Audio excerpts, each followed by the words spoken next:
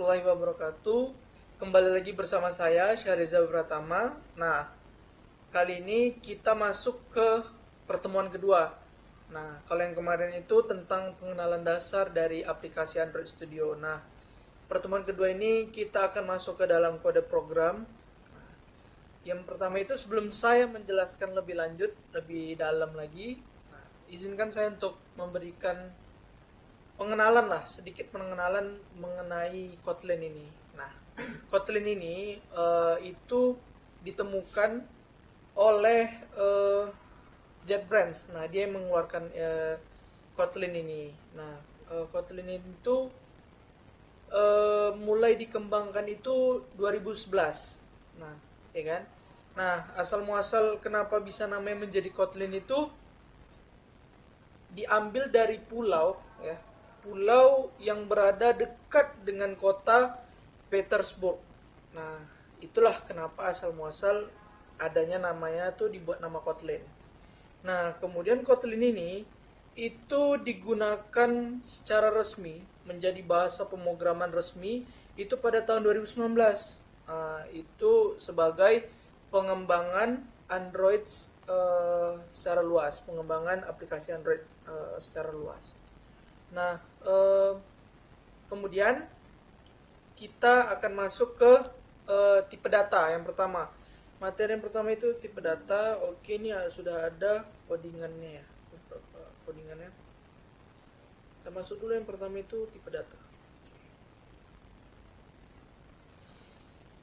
Oke, yang pertama itu tipe data ya.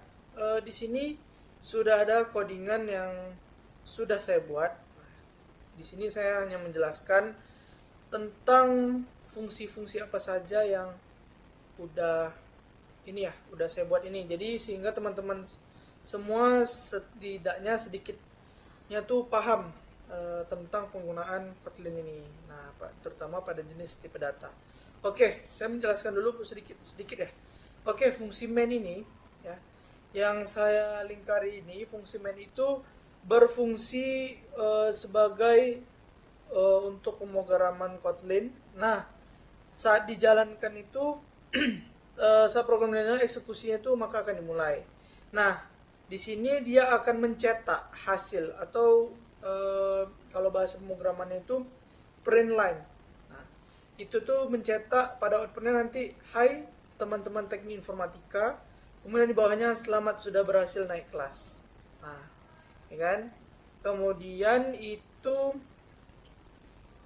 nah ini variabel angka. Variabel angka 15 ini tuh menandakan bahwa angka variabelnya itu adalah mutabel. Mutabel itu artinya nilai dapat diubah setelah kita melakukan deklarasi. Nah, kemudian angka ini sebagai variabel ya, angka ini. Kemudian 15 ini, angka 15 ini sebagai inisialisasi angka dari variabel angka ini, ya. Kemudian di sini ada hasil outputnya itu mencetak hasil dari 15 tambah 10. Nah, maka ini nih. Kemudian outputnya itu kita coba tes dulu ya outputnya, biar kita tahu. Oke. Nah, selanjutnya ini variabel nilai integer. Nah, itu berarti dia menggunakan bilangan bulat nih. Kalau integer berarti bilangan bulat. Kemudian di bawahnya variabel nilai double, ya kan? 100.003. Nah, itu artinya bilangan pecahan dengan presisi ganda. Nah, kayak berkoma gitu. Kemudian selanjutnya ini nih. Print line nilai integer tambah nilai integer, ya kan? Nah, itu tuh sebagai untuk mencetak nilai nih, print line nih, ya kan? Kemudian tanda tambah di sini itu yang namanya itu kalau nggak salah itu namanya string concatenation, itu menggabungkan string dengan nilai variabel. Nah, ya. Nah, ini nih tanda tambah ini, tanda plus. Kemudian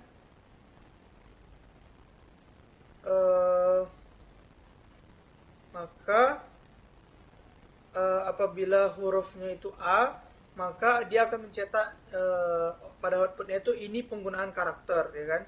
Kemudian jika nilai boolean sama dengan benar, maka dia akan mencetak nilai boolean yang dibuat adalah, nah, maka nilai booleannya itu akan masuk ke dalam sini. Nah, kemudian ada nilai string. Nah, nilai string mawar Eva. Nah, maka di sini akan mencetak halo, nilai stringnya misalnya nilai string, kemudian apa kabar, misalnya kayak halo mawar Eva, apa kabar. Nah, gitu. Nah, inilah hasil outputnya.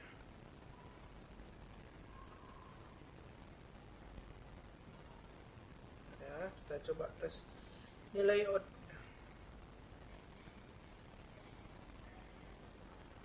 Nah, maka ini outputnya di sini, hai teman-teman teknik informatika, selamat sudah berhasil naik ke kelas.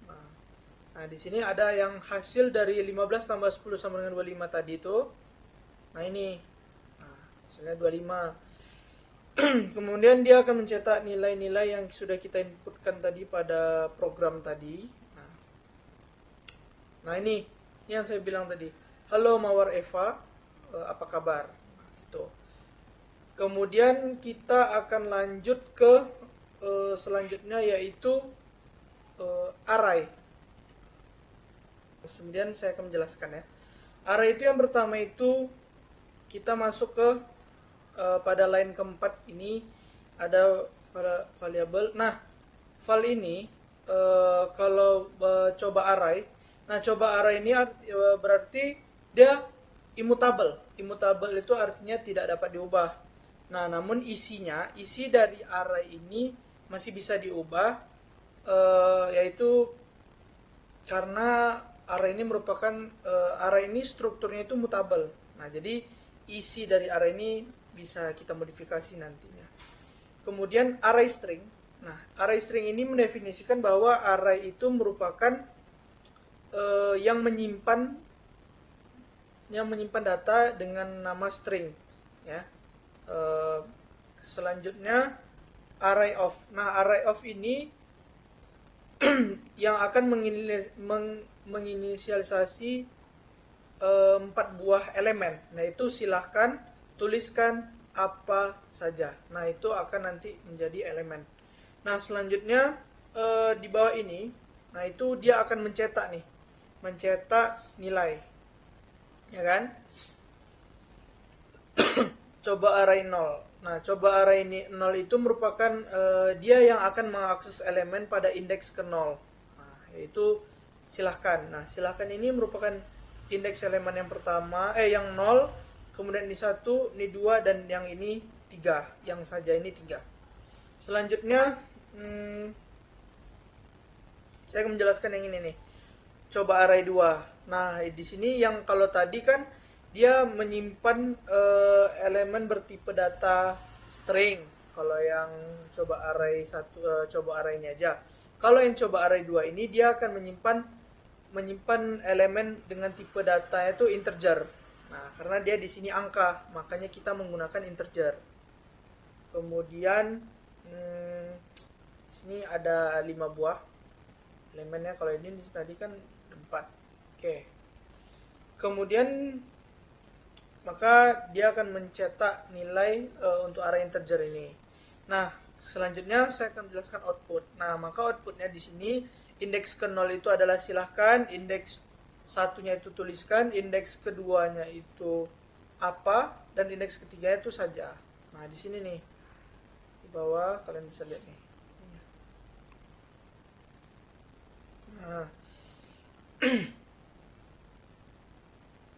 nah di sini array 2-nya itu kita set angka itu 4 dan 10. Nah, saya di set itu 10 ke collection. Nah, collection itu, nah ini codingannya, kode programnya sudah dibuat. Nah, coba diperhatiin dulu. Nah, kemudian selanjutnya saya akan menjelaskan per kode program ini, per line-nya ya. Yang pertama itu di sini menggunakan mutable list. Nah, variabel kata mutable itu mendeklarasikan variabel kata mutabel sebagai mutabel list. Nah, yang hanya dapat karena di sini menggunakan tipe data string, nah maka dia itu menyimpan elemen dengan tipe data string, ya. Kemudian mutabel listnya itu yang pertama itu ada hi, halo, dan aloha, ya. Kemudian dia akan mencetak list yang menggunakan mutabel dalam di sini kata mutabel. Kata mutabelnya itu kayak hi, halo, dan aloha. Nah, sebelum kita lanjut ke mutabel ke line yang di bawah, saya akan menjelaskan dulu nih. Mungkin banyak yang tidak tahu apa itu mutabel list. Nah, mutabel list itu merupakan tipe koleksi yang dapat diubah. Nah, artinya dia mutabel, makanya dia dapat diubah. Nah, di situ kita bisa menambahkan, menghapus, ataupun memodifikasinya. Oke, selanjutnya itu ada menambah elemen ke mutabel list. Oke, mutabel add. Nah, di sini nih. Di sini kita bisa menambahkan. Tadi kan karena dia mutabel, jadi dia bisa ditambahkan, dihapus maupun dimodifikasi. Nah, di sini kita menambahkan dulu nih. Ya, kita menambahkan dulu. Yaitu menambah hi, kata-kata hi ke akhir kata mutabel. Maka dia akan memunculkan nih di sini nih. Nah, di sini pada outputnya dia akan munculnya list mutabel setelah ditambahkan. Nah, ini list mutabel setelah ditambahkan halo, aloha, hai. Nah, kemudian di bawahnya itu kata mutabel .remove add. Nah, itu artinya dia menghapus indeks ke 0. Indeks ke 0 yaitu high. Ya kan? Nah, di sini pada outputnya dia akan muncul nih list mutabel setelah dihapus halo, aloha, hai. Jadi yang high-nya dihapus nih, HAI. Nah, kalau di sini kan HI ini yang kita tambahkan tadi nih. Nah, kemudian selanjutnya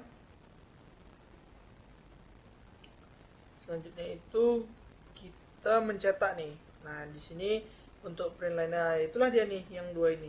Setelah ditambahkan dan setelah dihapuskan nih yang dua ini nih. Nah, kemudian selanjutnya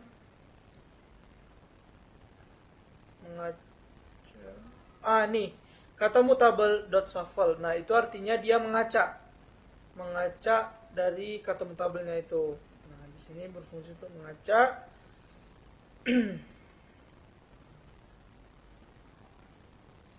Nah, karena dia di sini shuffle, maka saat mencetak maka outputnya seperti ini nih. Halo, aloha, hai. Menjadi halo, aloha, hai. Nah, ini kata pertama dari mutabel halo. Oke, selanjutnya itu masuk ke dalam kita konversi. Nah, mungkin sebelum kita lanjut, di sini kan sudah mulai nih masuk list-list nih. Nah, itu kita jelaskan dulu ya. Mungkin banyak yang belum tahu kalau list itu merupakan tipe koleksi yang tidak dapat diubah. Dia mutabel karena di sini dia ini kata immutable. Nah, artinya tidak dapat diubah. Kita hanya dapat membaca elemen-elemennya saja, namun kita tidak dapat menambahkan, menghapus, dan memodifikasinya setelah kita melakukan inisialisasi. Nah, yang pertama itu dia mengambil elemen pertama kata mutabel, yaitu high misalnya. Nih pada outputnya akan muncul seperti ini nih. Kata pertama dari mutabel adalah high, kan? Kemudian kita di sini sudah masuk ke variabel coba set. Nah, di sini menggunakan set of. Set of itu berfungsi sebagai media untuk membuat set, ya kan? Yaitu koleksi yang tidak dapat mengandung elemen duplikat dan tidak mempertahankan urutannya. Jadi dia kayak acak gitu. Nah, di sini kita masukkan isi setnya itu adalah belajar, pemrograman, dan mobile. Nih, belajar, pemrograman, dan mobile. Maka pada outputnya itu menampilkan seperti ini nih. Setnya itu belajar, pemrograman, dan mobile. Nah, selanjutnya itu kita akan masuk ke, nah, sebelum itu seperti tadi, seperti yang list, kita menjelaskan dulu nih, set itu apa. Set itu merupakan tipe koleksi yang tidak mengizinkan elemen yang duplikat, ya. Jadi setiap elemen itu adalah unik. Istilah kata unik itu cuma satu, tidak ganda. Oke, selanjutnya kita lanjut ke coba map. Nah, variabel coba map ini tuh menggunakan map of yang berfungsi untuk membuat map, yaitu koleksi pasangan kunci, yaitu nilai, ya kan? Isi coba map ini yang pertama itu ada Sumaya, kemudian yang kedua itu Resti, dan ketiga Ramadhani. Nah, di sini dia akan mencetak mapnya. Nah, map-mapnya itu maka hasil outputnya itu adalah Sumaya, Resti, dan Ramadhani, ya kan?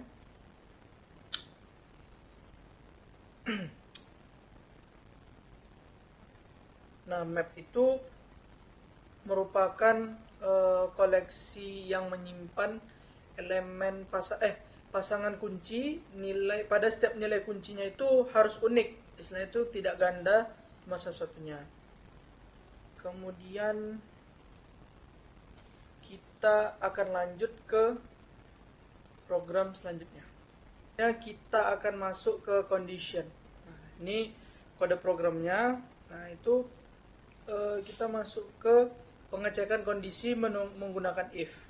Nah, di sini ya. Kemudian angka ini berfungsi sebagai variabelnya, ya kan? Kemudian 50 ini nilainya. Nilai itu nilai dari variabel angka itu adalah 50. Nah, kemudian di sini kita akan menjelaskan penggunaan if. Nah, if ini merupakan kondisi. Apabila sisa pembagian 2 hasilnya itu sama dengan 0, maka dia akan mencetak nilai itu sama rata. Seperti ini outputnya nih, sama rata. Kemudian jika tidak sama dengan 0, maka dia akan mencetak ini di luar if loh. Nah, seperti ini buahnya. Kemudian kita masuk ke pengecekan kondisi dengan if else. Nah, ini if else.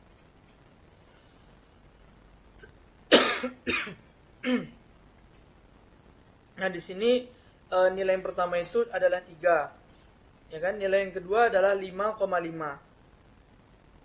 Kemudian kita masuk ke kondisinya. Nilai lebih kecil, nilai 1 lebih kecil sama dengan nilai lebih kecil daripada nilai 2, maka dia akan mencetak nilai 3 lebih kecil daripada 5,5. Namun jika kondisinya tidak, dia akan mencetak coba cek lagi, seperti kemudian kita akan masuk ke pernyataan. Nah, kemudian jika tidak, dia akan mencetak saya minta maaf. Ini contoh saja. Nah, selanjutnya kita akan masuk ke program berikutnya. Oke, selanjutnya kita masuk ke looping, for loop, yang menggunakan for. Pertama itu kita menggunakan looping melalui rentang angka. Nah, di sini nih letak rentang angkanya. 15 kecil atau sama dengan titik-titik kecil dari atau sama dengan 25, ya kan? Nah, di sini dia itu menggunakan range. Kemudian deklarasi arraynya di sini menggunakan array of, itu digunakan untuk membuat arraynya. Nih, dengan nilai immutable, yaitu tidak dapat diubah, tidak dapat dimodifikasi, ya. Yaitu kampus Politeknik Caltech Riau. Selanjutnya itu kita menggunakan looping langsung melalui elemen array, yaitu kampusku. Nah, di sini. Nah, nih. for kampus in kampusku, maka dia akan mencetak kampus. Ke hasil outputnya kampus Politeknik Kalteks Riau. Ini.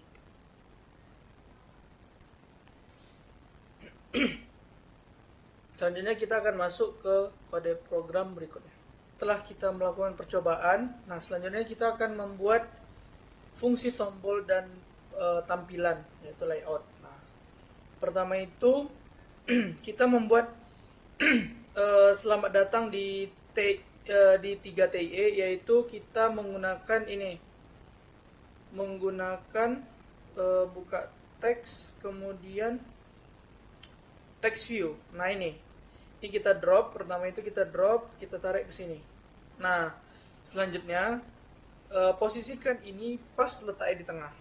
Nah sebelum kalian lanjut ke step berikutnya, nah kalian jangan lupa nih untuk mengunci sisi kiri, atas, bawah, dan kanan. Nah bisa dengan cara menekan tombol seperti ini.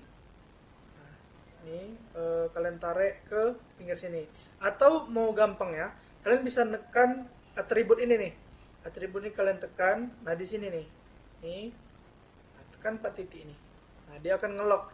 Nah itu fungsinya agar peletakannya itu terkunci, tidak berubah-ubah. Karena nanti takutnya ketika kalian sudah memposisikan ini letaknya di tengah. Namun saat di running ya, di device kalian itu dia posisinya akan yang ke sinilah, yang ke ujung kiri atau ujung kanan, atau terlalu ke atas gitu.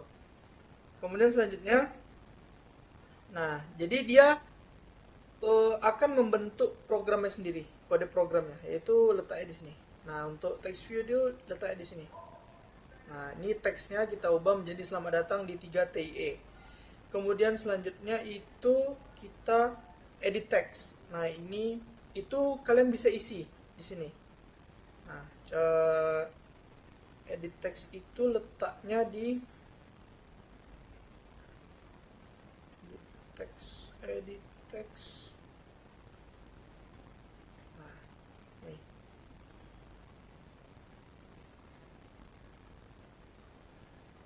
Nah, ini number. Nah kalau kita menggunakan yang number.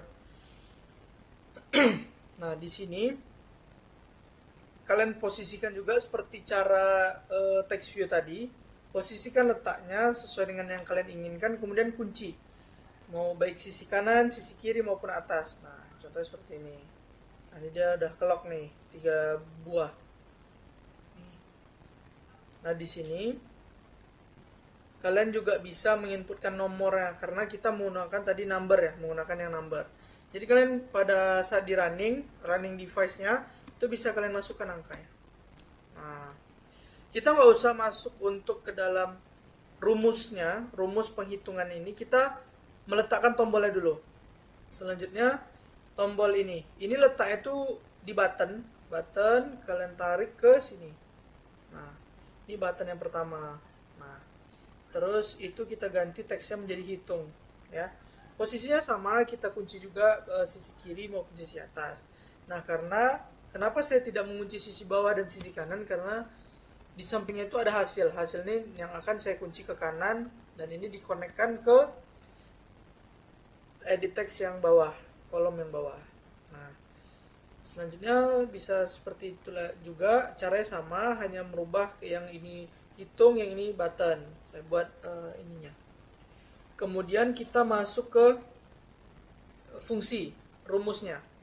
Nah itu nah ini input yang pertama. Nah kalian jangan lupa juga, kalian tetap harus ingat, misalnya tombol yang ini, tuh namanya button 1 atau button 2. Nah itu kalian juga harus ingat tuh, ini edit text yang 1 atau yang 2 gitu, ini hasil yang 1 atau yang 2.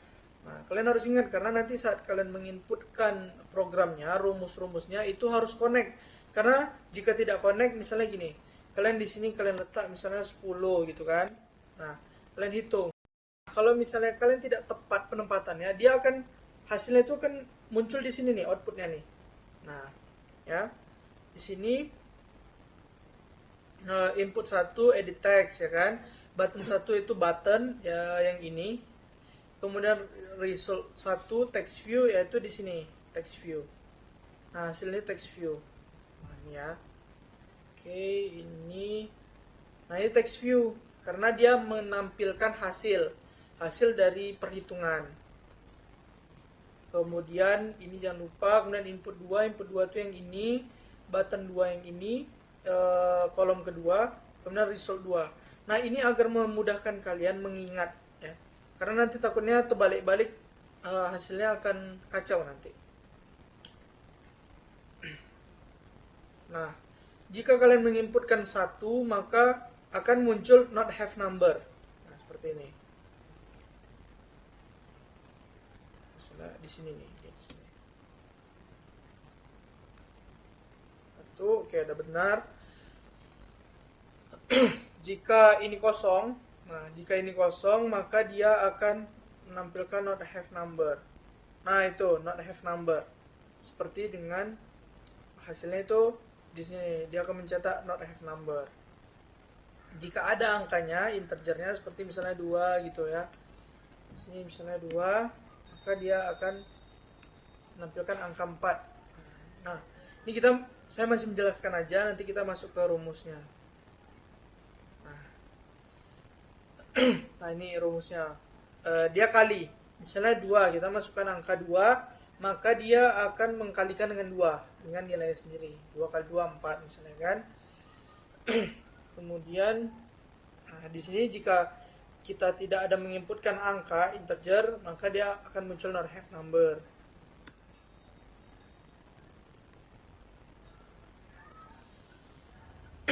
Jika kita masukkan angka, nah ini berfungsi sebagai misalnya ini result 1 atau hasil yang ada kolom pertama misalnya 4. Di sini kita masukkan pada kolom kedua ini misalnya 3 atau 4 lah misalnya. Nah, dia akan di sini menampilkan 16. Artinya di sini 4 dikali 4 hasilnya 16. Nah, seperti itu programnya. Mungkin segitu aja pelajaran kita hari ini. Selanjutnya kita akan lanjut ke materi yang lebih dalam, lebih detail di pertemuan selanjutnya, di video selanjutnya. Mungkin untuk percobaan kali ini dan latihan hari ini mungkin cukup sampai di sini. Mohon maaf bila penjelasan saya kurang jelas ataupun berbelit-belit, saya mohon maaf. Assalamualaikum warahmatullahi wabarakatuh.